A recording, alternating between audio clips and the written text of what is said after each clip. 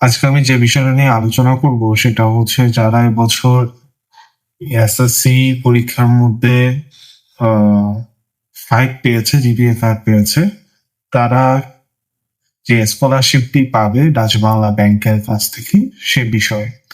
So আমি প্রথমে একটা ব্রাউজারে চলে যাব। সো ব্রাউজারে আসার পরে আপনারা এখানে টাইপ করবেন বিবিবিএল স্কলারশিপ। এই বিবিবিএল স্কলারশিপ লেখার পর আপনারা চলে যাবেন হচ্ছে প্রথম ওয়েবসাইটে। এখানে যাওয়ার পর আপনারা এই যে বিষয়টা অর্থাৎ যে বিজ্ঞপ্তিটা দেওয়া হয়েছে সেটা দেখতে পাবেন।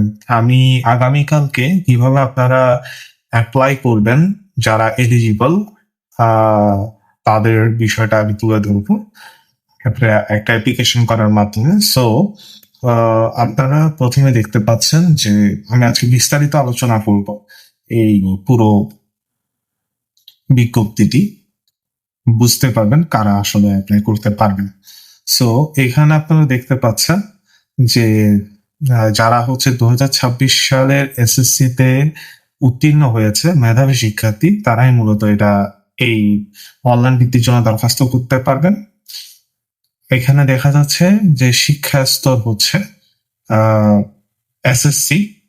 সিটি কর্পোরেশন এলাকার যে স্কুলগুলো থেকে আপনারা পরীক্ষা দিয়েছেন তাদের ক্ষেত্রে আপনাদের 5 লাগবে। জেলা শহর জেলা শহরের যে স্কুল থেকে যারা মানে আপনারা পরীক্ষা দিয়েছেন তারা যারা 5 পেয়েছেন, এটা কিন্তু চতুর্থ বিষয় ব্যতীত, ঠিক আছে, তারা অ্যাপ্লাই করতে পারবেন। তারপর হচ্ছে গ্রামীণ এবং অনগ্রসর অঞ্চল যারা গ্রামের স্কুল থেকে যারা গ্রামের শিক্ষা প্রতিষ্ঠান থেকে যারা জিপিএ 5 পেয়েছেন তাদের ক্ষেত্রে কিন্তু অবশ্য 4.83 পেরে আপনারা অ্যাপ্লাই করতে পারবেন। এখানে যে বৃত্তির পরিমাণ এবং সময়কালটা দেখানো হয়েছে। সো এখানে দেখতে পাচ্ছেন যে আপনারা এইচএসসির জন্য আপনারা অর্থাৎ 2 বছর ধরে আপনারা বৃত্তিটা পাবেন, যেখানে মাসিক বৃত্তি হচ্ছে 2500 টাকা এবং পাঠ্য উপকরণের জন্য আপনারা এটা পাবেন অর্থাৎ বই কেনার জন্য তো মোট কথা আপনারা 2500 টাকা পাবেন। এই ক্ষেত্রে পোশাক পরিচ্ছদের জন্য আপনারা 1000 টাকা পাবেন। টোটাল হচ্ছে আপনারা 3500 টাকার মতো পাবেন। এখানে বৃত্তির অন্যান্য নীতিমালাগুলো দেওয়া আছে, অর্থাৎ আপনারা যারা সরকারি বৃত্তি পাবেন মানে পাচ্ছেন অলরেডি, এই বৃত্তি ব্যতীত যদি অন্য কোনো উৎস থেকে আপনারা বৃত্তি পেয়ে থাকেন তাহলে কিন্তু আপনারা এই শিক্ষাবৃত্তির জন্য যোগ্য বলে বিবেচিত হবেন না। তারপর আরেকটা যেটা বিষয় আছে সেটা হচ্ছে আপনারা এখানে দেখতে পাচ্ছেন গ্রামীণ এবং অনগ্রসর এলাকায় অবস্থিত শিক্ষা প্রতিষ্ঠান থেকে উত্তীর্ণ ছাত্রছাত্রীদের কিন্তু বৃত্তি শতকরা 90% নির্ধারিত থাকবে, অর্থাৎ শতকরা 90% কিন্তু গ্রামীণ এবং অনগ্রসর এলাকা থেকে যে শিক্ষা প্রতিষ্ঠানগুলো আছে তারা পাবে। এবং এরপরে হচ্ছে মোট বৃত্তি শতকরা 50% কিন্তু ছাত্রীদের প্রদান করা হবে। এরপরে যে বিষয়টা সেটা হচ্ছে আমি আগামীকালকে একটা ভিডিও আপলোড করবো, চেষ্টা করবো আপনাদেরকে পুরোটা বোঝানোর অ্যাপ্লাই করার মাধ্যমে কিভাবে আপনারা অ্যাপ্লাই করবেন। এখানে app Dutch Bangla bank BBBL scholarship, এখানে এই ঠিকানায় যখন আপনারা যাবেন, অর্থাৎ আমি একটু দেখাচ্ছি আপনাদেরকে, সেটা হচ্ছে এই যে apply for HSC graduation scholarship, এখানে যখন আপনারা ক্লিক করবেন, আপনারা যখন এই যে অ্যাপ্লাই বাটনে ক্লিক করবেন দেন আপনাদের এই ইন্টারফেসটা হচ্ছে অর্থাৎ অ্যাপ্লাই করার যে বিষয়টা সেটা চলে আসবে। সো আমি আবারও বিজ্ঞপ্তিতে চলে যাচ্ছি।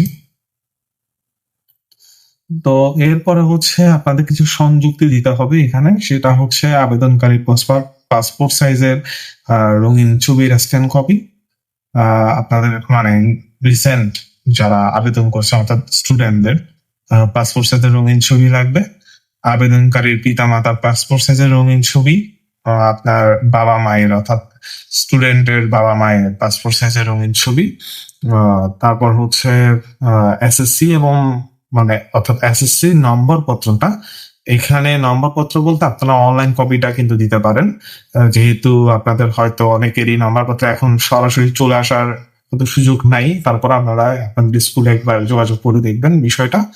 আর প্রশংসাপত্র এটা আপনারা স্কুল থেকে কালেক্ট করে নিবেন এই আবেদনের শেষ তারিখ হচ্ছে 4ই সেপ্টেম্বর।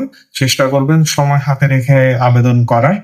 এরপরে হচ্ছে ওয়েবসাইটের মাধ্যমে প্রাথমিকভাবে বাছাইকৃত প্রার্থীদের তালিকা যারা বাছাই করা হবে তাদেরকে 22শে সেপ্টেম্বর 2026-এর মধ্যে মেসেজের মাধ্যমে বা ইমেল করে জানানো হবে।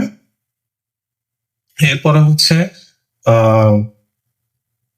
আপনার প্রাথমিকভাবে বাছাইকৃত প্রার্থীদেরকে ডাচ বাংলা ব্যাংকের উপরোক্ত ওয়েবসাইট থেকে প্রাইমারি সিলেকশন লেটার, এই যেখানে আপনারা দেখতে পাবেন সিলেক্টেড লিস্টে আপনারা হয়তো এটা পেয়ে যাবেন, অথবা লগ ইন করার পর যারা আপনারা আইডি পাবেন তাদেরকে হয়তো আইডি প্রদান করা হবে।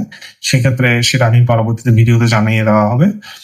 এবং প্রদত্ত নির্দেশিকার প্রিন্ট কপি সহ সকল কাগজপত্রের সত্যতা যাচাইয়ের জন্য ডাচ বাংলা ব্যাংকের যে কোনো জায়গায় আপনাদের নিকটস্থ যে কোনো একটা শাখায় গিয়ে আপনারা অফিসে উপস্থিত হয়ে আপনারা 23 তারিখ অথবা 22 তারিখ যদি আপনাদের নাম চলে আসে সেক্ষেত্রে আপনারা মানে আপনাদের যে কাগজপত্রগুলো নিয়ে আপনারা যখন শাখাতে যাবেন আপনাদের সবকিছু ওকে হয়ে যাবে এবং পরবর্তীতে চূড়ান্ত ফল প্রকাশ করা হবে, সেটা আপনারা এই ওয়েবসাইটের মাধ্যমে জানতে পারবেন।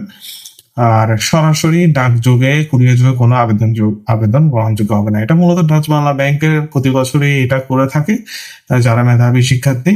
সো এখানে আরেকটা কথা বলে রাখি, আপনারা যদি নিচে স্ক্রল করেন এখানে দেখতে পাচ্ছেন 2025 সালে যারা এইচএসসি তে পেয়েছে বৃত্তি, অর্থাৎ 2023 সালে উত্তীর্ণ হয়ে 25 সাল অব্দি পেয়েছে, তো তারা যদি এই অনার্সে বৃত্তির জন্য আবেদন করতে চান, এসএসসি তে ভালো রেজাল্ট করেছেন, তারা কিন্তু চাইলে নবায়ন করতে পারবেন। তাদেরও এই একই ধরনের ক্রাইটেরিয়া গুলো মেনটেন করতে হবে। আপনারা এখানে স্ক্যান কপি গুলা দেখে নিবেন।